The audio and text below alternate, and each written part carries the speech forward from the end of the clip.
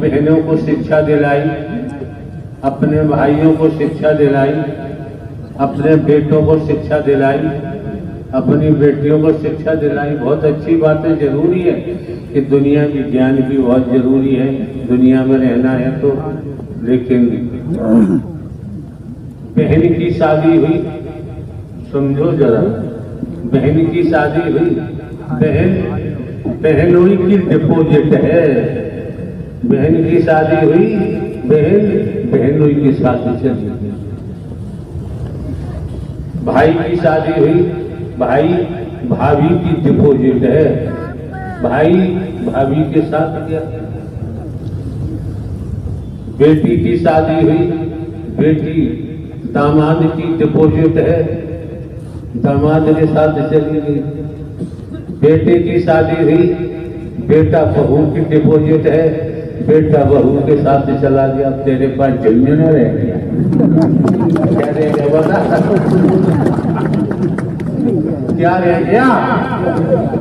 कदा कदा कभी बेटी आई मायके, माता जी ने कहा बेटा कुछ दिन रुक लो, तुम्हारे पिताजी की तबीयत ठीक नहीं। वो क्या कहती है, वो नौकरी ड्यूटी पे जाते हैं, हमें स्कूल बच्चों को भेजना, मैं नहीं रुक पाऊंगी। गो टू पवेलियन भागी। बहन आई, भाभी ने कहा बेटा रुक लो, तुम्हारे चाचा की तबीयत ठीक नहीं है। कि भाभी रुक नहीं पाऊंगी, खेती बाड़ी का काम है, बच्चे स्कूल जाते हैं, वो भी चले। भाई आया, मैं बेटा रुक लो कि मुझे नौकरी करनी है, बाल बच्चे देखने। कुल मिलाकर पूरा कोड़ा भाग लगाया तो हाथ पल्ले झंझना भी। ये मौका मिला है आपको सबको कि जीवन क्यों मिला है, इस बात को समझो यार कि जीवन मिला है। जिन्होंने ब्रह्मांड की रचना की है, नारायणी परमात्मा, आत्मिक कल्याण के लिए, आत्मिक उद्धार के लिए, घर परिवार में रहो, खेती बाड़ी नौकरी करो, जीवन यापन के लिए, पढ़ाई लिखाई बच्चों से कराओ, जो भी आपका, लेकिन जो लक्ष्य है आपका उसे भूल गए तो बाबूजी बर्बाद हो जाओगे, तबाह। लक्ष्य है आत्म कल्याण का, क्योंकि आप न नर है न ही नारी। Women body I am. तो अब क्या कहना है मसान गुरु? मुझे मुक्ति दे दो प्रभु। फंसे जाओगे मुक्ति के चक्कर में। मुक्ति का मतलब होता है, ये कोठी बड़ी बड़ी है सामने, इस कोठी को बेचा, दूसरी कोठी बना ली, इस कोठी से मुक्त हो गए, दूसरी कोठी मिल गई, उसमें घुस गए, तो मुक्ति से क्या फायदा? मुक्ति का मतलब है इस शरीर से निकले और कुत्ता के शरीर में चले गए। मुक्ति का मतलब ये है। तो जब तुम मसान गुरु हो तो इतनी जानकारी भी श्रीमान जी होनी चाहिए। क्या मांग रहे हैं तो क्या मांग रहे हैं? नाश मांग रहे हैं, अपना सर्वनाश मांग रहे हैं, दुर्गति मांग रहे हैं। और मांगना क्या है? हम अपना मन वचन कर्म से, वचन के तहत कर्म करते जाएं, देने वाला जो देगा, नारायण हरि परमात्मा जो देंगे, हमारी मांग से मुंह चलेंगे। हमारी सोच तुच्छ है, हम तुच्छ मांगेंगे, और देने वाले विराट सम्राट हैं, वो देंगे तो माला माल कर देंगे। अब क्या कहना है आपको? तो फिर वो अपने में ही समाज कर ले, फिर मुझे अपने में ही समाज कर ले। हम इतने बेवकूफ हैं, अब बेवकूफ समझे हमको यार?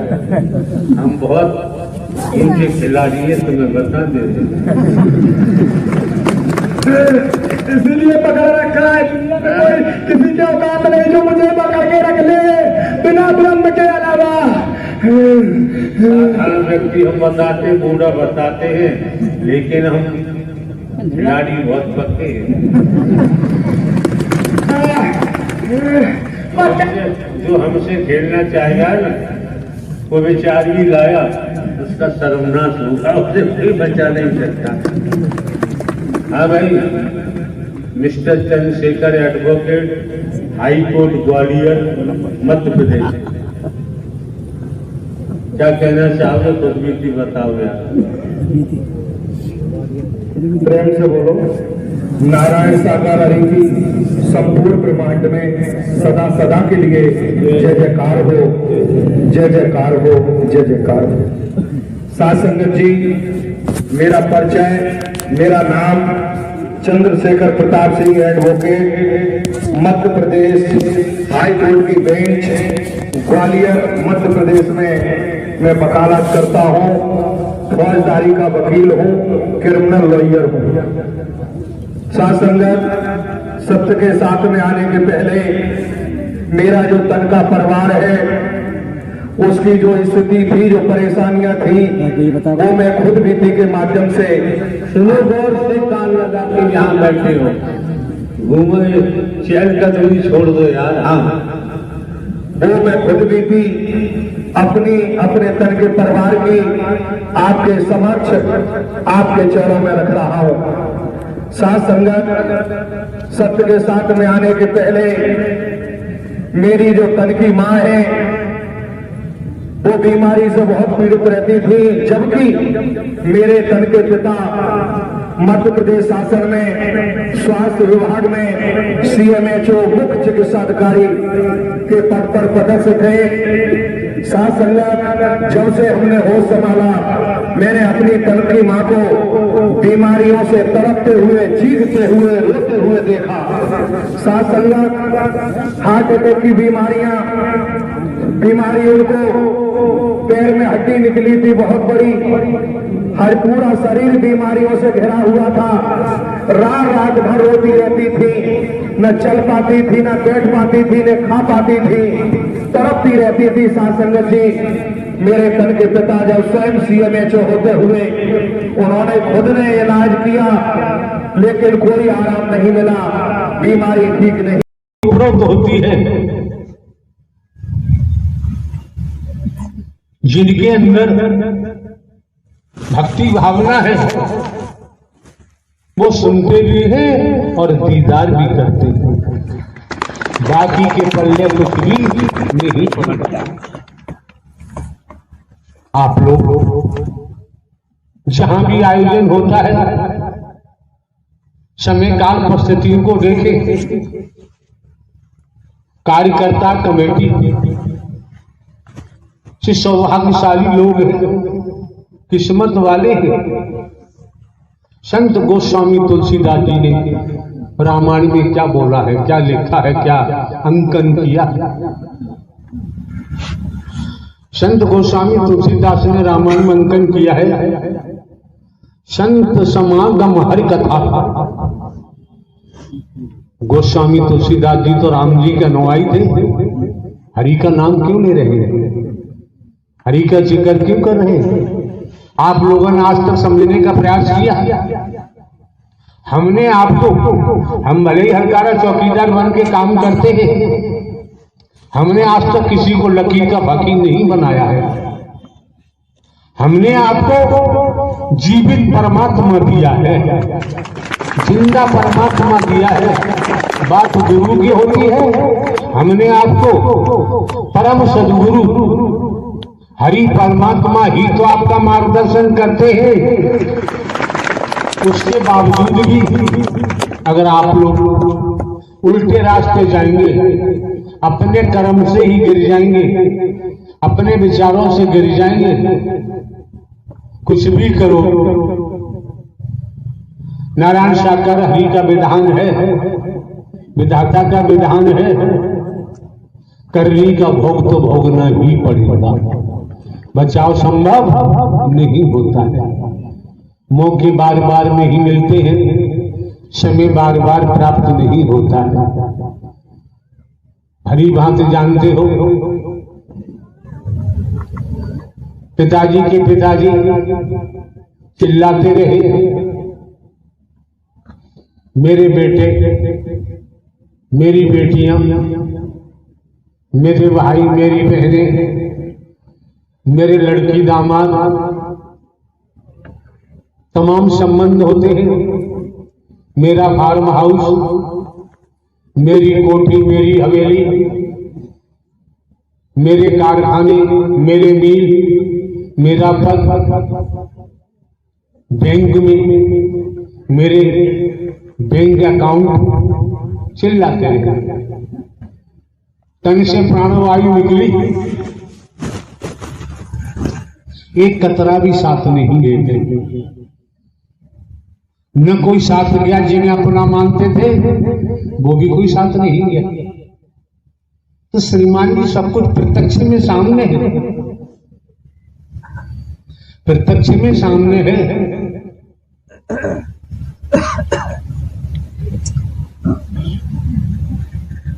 कितने सौभाग्यशाली हैं कमेटी के सदस्य। आपका भी अतीत अच्छा है, अतीत से वर्तमान, वर्तमान से भविष्य।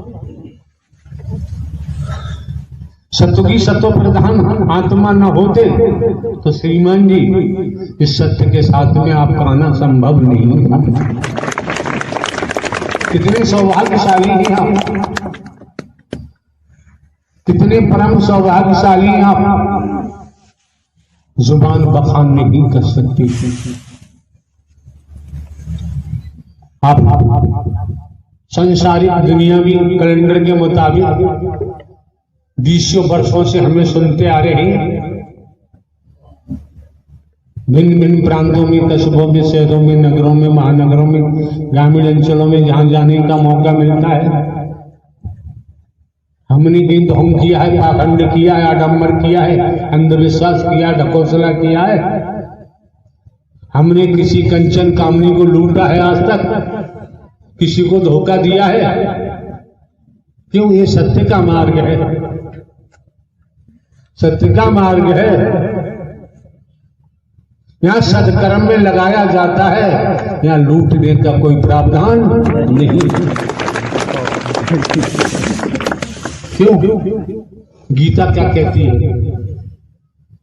गीता ज्ञानदाता ने गीता में क्या कहा है? तू जिसको भजेगा, जैसा करेगा, उसी गति को प्राप्त होगा। तू भीख मांगेगा तो तुझे भी महादुर्गति के तहत पशु बनकर, क्या क्या बनकर खामियाजा भोगना ही पड़ेगा। ये गीता में जाके पढ़ लेना। गीता में प्रसंग आया है, यहां तक आया है।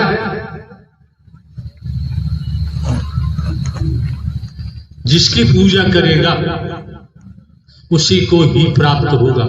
ये गीता का प्रसंग है। हम तो आपके सामने आज की बात रखते हैं।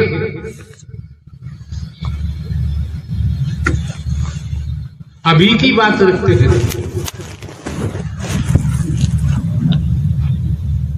समझना न समझना आपका अपना काम है। इसलिए तनिक क्षण पहले हमारे द्वारा कहा गया था, आप कितने ज्ञानी ध्यानी हैं, कितने ही बुद्धिमान हैं, तनिक समय के लिए खाली हो जाओ। खाली होने पर ही किसी बर्तन को भरा जा सकता है। अगर बर्तन पहले से भरा हुआ है तो उसमें दूसरा नहीं डाला जा सकता। ये शरीर आपका एक बर्तन है, जो इसमें भर लिया है वही निकलेगा। संत मत कहता है, संगत से गुण उपजे, संगत से गुण जाए, बांस भांस और मिश्री एक ही भाव दिखाए। सोसाइटी का ध्यान दो और ध्यान देना चाहिए। हम भले ही साधु संत महात्मा नहीं है, भले ही हम बाबा सावा नहीं है, कथावाचक उपदेशक नहीं है, हमारा कोई मिशन संघ संस्था पंथ नहीं है, कोई कंठी माला हमारे पास नहीं है, हमने कोई आज तक बिल्डिंग नहीं बनवाई, आश्रम नहीं बनवाया, किसी मिशन संस्था पंथ से हमारा अटैचमेंट नहीं है। इस समझो जरा, क्या हम नहीं कर सकते थे? भिन्न भिन्न प्रांतों में जाते हैं,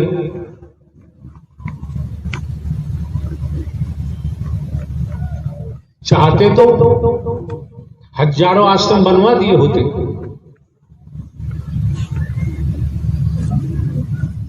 हम आपको किसी को दुनिया में लूटने के लिए हम नहीं आए, किसी को बर्बाद करने को हम नहीं आए। अपने विचारों से गिर जाते हैं तो कर्म से गिरेंगे, जब विचारों से गिर जाते हैं, कर्म से गिर जाते हैं तो जीव लोग स्वतः ही बर्बाद हो जाते हैं, तबाह हो जाते हैं। जो परमात्मा की निगाह से गिर जाता है, संसार उठाना चाहे वो उठ नहीं सकता।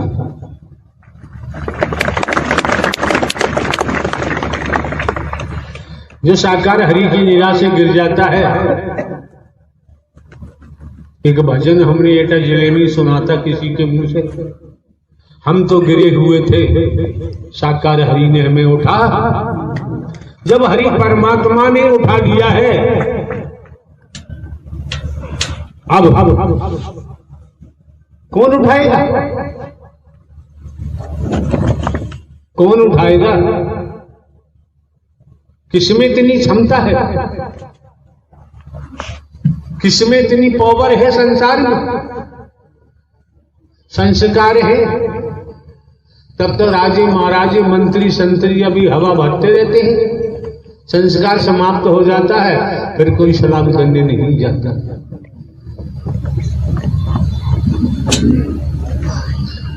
संसार का अध्याय आप लोगों ने बनाया है, और संसार के अध्याय में आप समझ सकते हैं, मैं मेरी होती, अपना पराया होता है, मोह होता है, ममता होती है, लोभ होता है, काम होता है, कंचन कामनी होता है।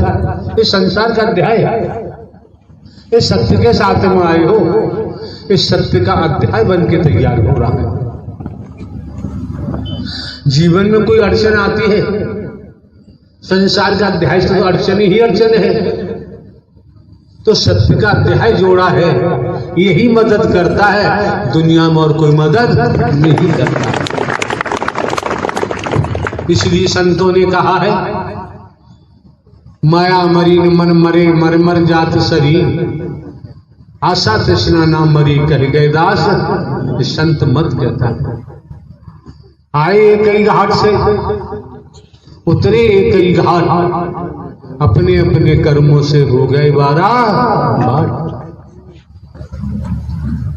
बाप का साथी बेटा नहीं, बेटा का साथी बाप नहीं, गुरु का साथी चेला नहीं, चेला का साथी गुरु नहीं, अपने कर्मों से ही।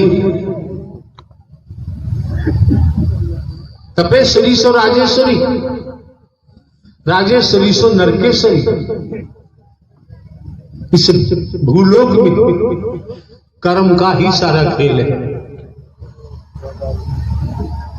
तप से ही राजा बने, और राजा बनने के बाद भूल गए, तो तपेश्वरी सो राजेश्वरी, राजेश्वरी सो नरकेश्वरी। कहां जाओगे बच के? बच के जाओगे कहां?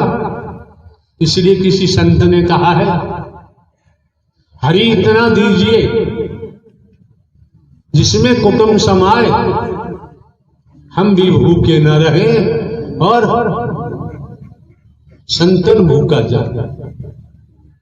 बेवजह तो नहीं कहा है, और हम आप भली भांति जानते हैं, भली भांति जानते हैं, जो भी ले, जो भी खाए पिए, जिसे पेट कहते हैं, ये मांगता ही रहता है, ये मांगता ही रहता है। ऐसा गड्ढा है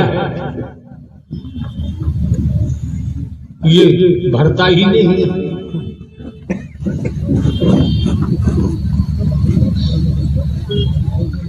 सर में दर्द हो रहा है, ये पेट मांगता है। इस पेट को सर का दर्द समझ में नहीं आता। हाथ कट गया है, दर्द हो रहा है, पेट से मतलब नहीं, तब भी चाहता डालो डालो। टांग टूट गई, हड्डी टूट गई, पेट तब भी कहता डालो डालो डालो। ये भरता ही नहीं। आप समझ सकते हैं, कह देते हैं लोग पापी पेट का सवाल है। अरे यार, सत्य प्रभु परमात्मा हरि को समर्पण होने के बाद इसमें भूख ही नहीं लगती। कहां डालोगे, कहां डालोगे? गोधन, गजधन, बाजधन और रतन धन खान, जब आवे संतोष धन सब धन धूर। आत्म कल्याण का अपना काम है स्वच्छता, सफाई। फालतू बातें नहीं होती। कोई न सहारा बिन चारे, नारायण सावरिया।